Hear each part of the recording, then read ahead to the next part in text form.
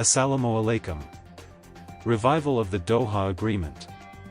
The Islamic Emirate has accused Washington of not living up to its side of the agreement signed by the Taliban and the United States on February 29, 2020, in Doha.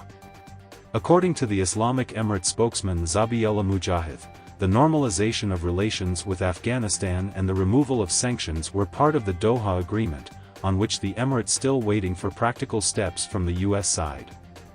1 year after assuming power in Afghanistan, the Taliban leaders accused the United States of tearing down the famous Doha Agreement, which paved the way for the Americans' withdrawal and Taliban re-empowerment in the country.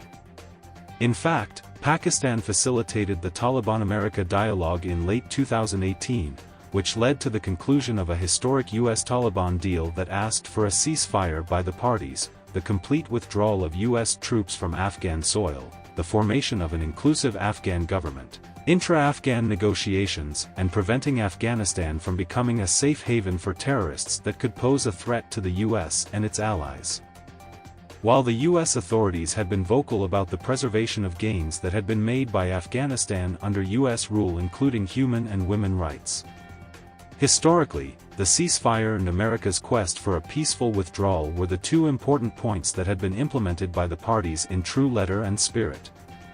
The Taliban interim government has faced multiple issues due to the non-recognition of their rule by the global community, while US-led Western sanctions severely damaged the Afghan economy and made the survival of the Taliban regime most difficult.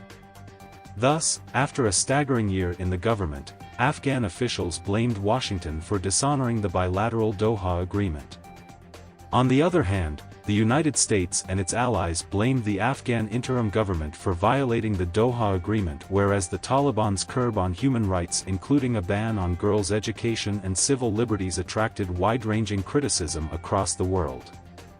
Meanwhile, the top US and European officials have repeatedly voiced concerns over growing terrorism threats from Afghanistan that had been categorically denied by the Taliban government. However, the presence of foreign fighters and Islamic State's militants pose significant threats to Islamic Emirate and foreign interest in Afghanistan.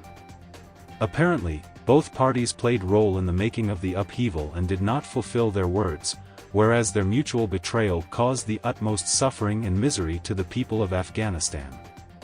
Although both sides missed vital opportunities for bilateral cooperation over the past more than 1 year, yet there are multiple options for them to realign themselves by honoring the mutually conceived Doha Agreement, which still promises a peaceful settlement of the Afghan issue, besides providing political legitimacy to Taliban government at international level.